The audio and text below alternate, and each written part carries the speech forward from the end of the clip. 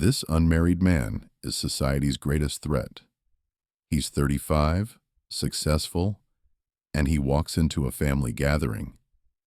He's got his life together, career thriving, bank account healthy, friends who respect him. But there's one thing missing, according to everyone around him. When are you getting married? Here's what's interesting. He doesn't get defensive. He doesn't make excuses. He simply says, I don't need to. And that response, it makes people uncomfortable. Really uncomfortable. Why does a man who doesn't need marriage scare society so much? Because he's living proof that everything you've been told about what makes a man complete might be wrong.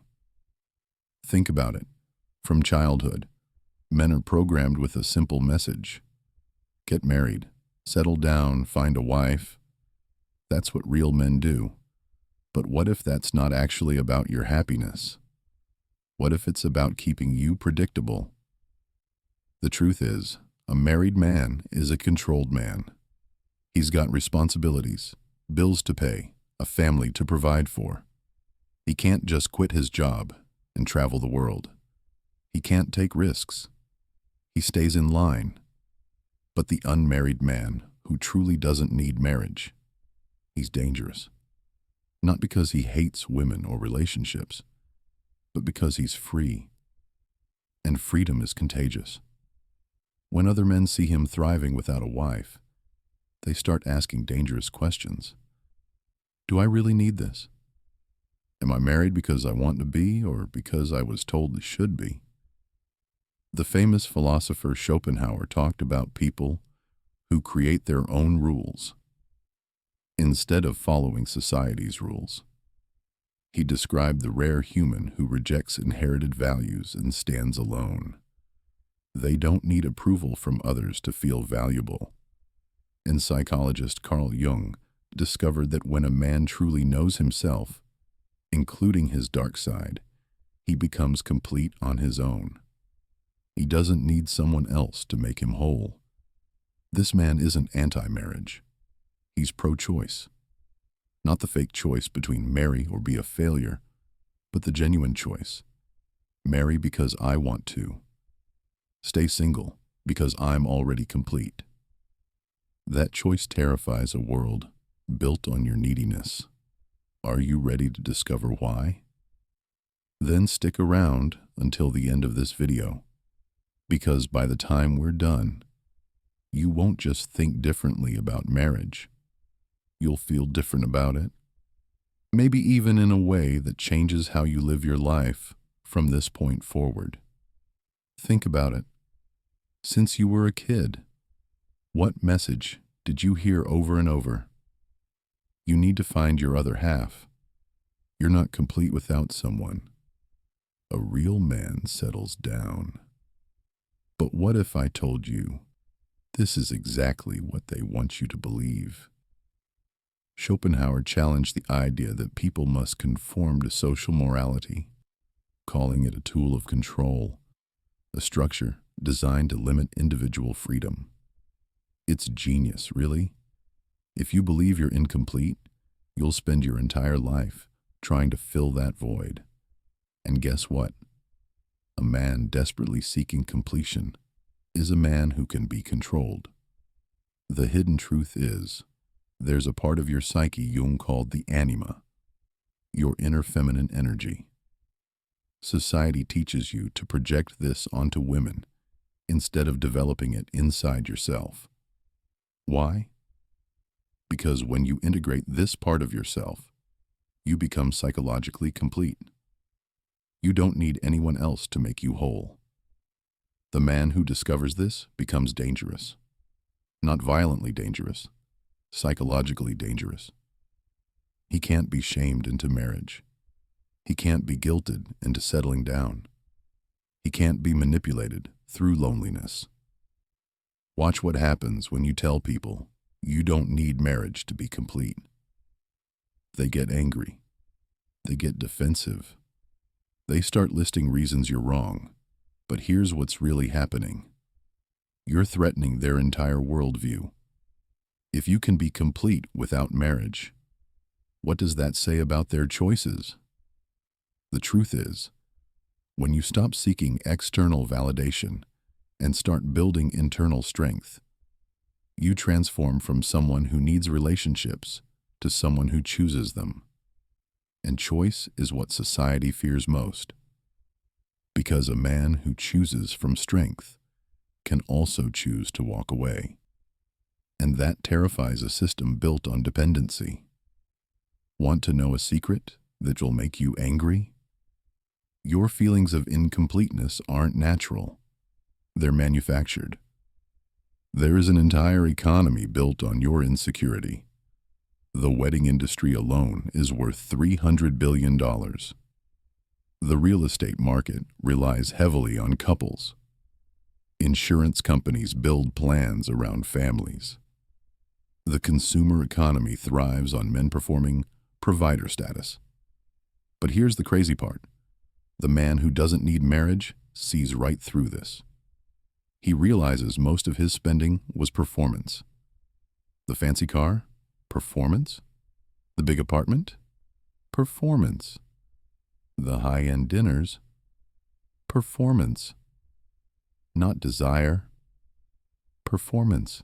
Schopenhauer talked about how human desires are manipulated illusions, pushing people into chains they mistake for choices. When you redirect the will inward instead of outward, you stop living to impress and start living authentically. This terrifies the economic system, because if men stop buying things to impress women, the entire consumer model collapses. You have a dark side, and society is terrified of what happens when you embrace it. Jung called it the shadow. Your selfishness, your ambition, your independence, your refusal to conform, your desire to put yourself first. Most men run from these qualities. They hide them. They bury them.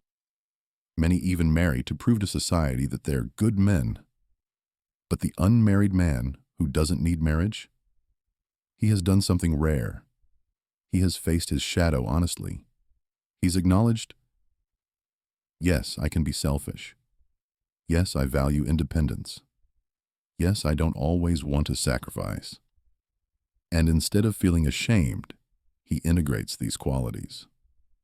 When you stop running from your shadow, you stop needing external approval. You stop performing goodness.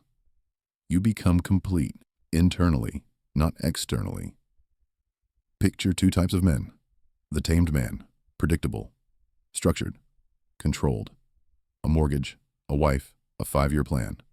The wild man, unpredictable, creative, free, able to change cities, take risks, pivot life. Society prefers the tamed man. Marriage is a system that tends to funnel the wild man into predictability. Your creativity becomes providing. Your independence becomes responsibility. Your freedom becomes obligation. But what happens to the man who refuses that transformation? He stays powerful. He stays unpredictable. He stays free. Not violently, but existentially. The unmarried man who undergoes Jung's individuation integrates both energies. He becomes structured when necessary, wild when beneficial, disciplined when required, rebellious when appropriate, a gentleman at dinner, a warrior at work, nurturing with friends, ruthless with enemies. Society cannot control a man like this, and that terrifies them. Seriously, who decided? Parents? Church? Culture? Tradition? When you trace the logic back, the rules about marriage turn out to be nothing more than opinions repeated until they felt like truth. Schopenhauer argued that most people inherit values instead of creating them.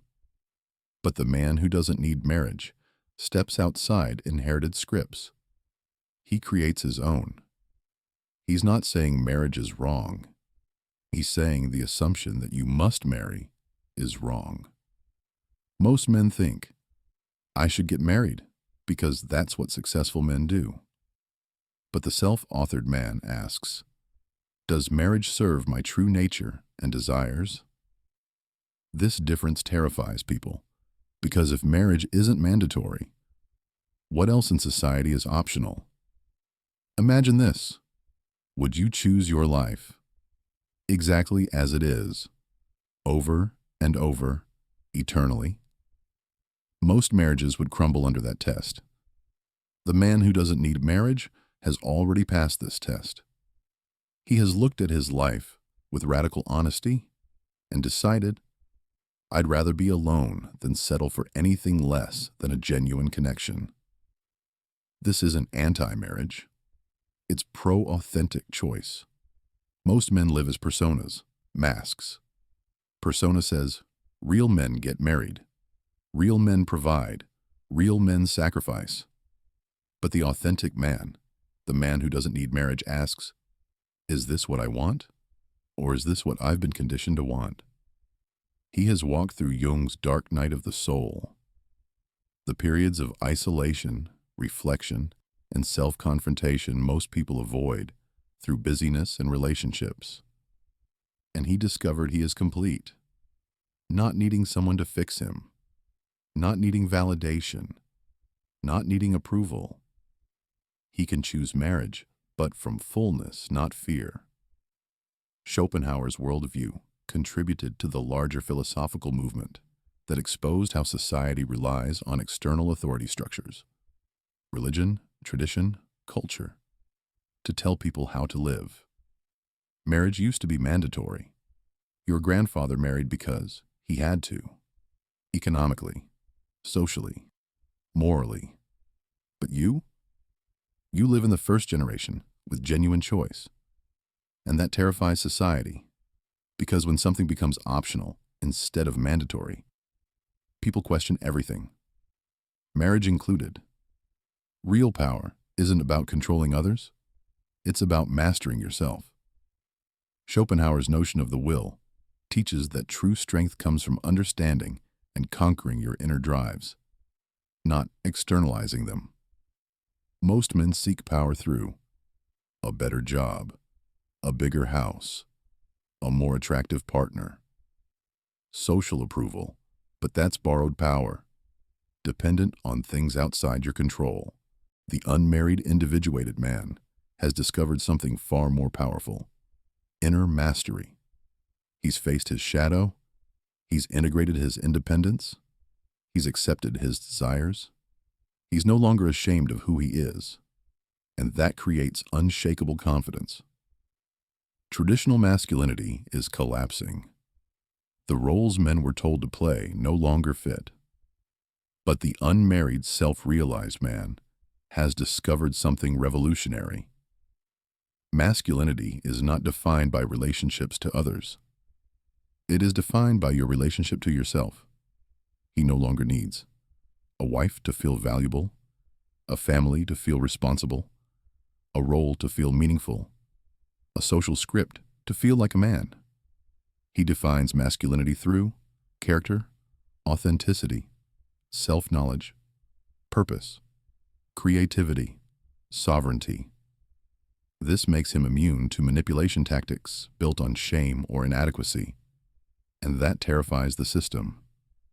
After everything you've learned, after seeing how society manipulates your desires, after understanding the difference between authentic choice and programmed behavior, ask yourself, are you married because you genuinely want to be? Or because society told you it's the only path?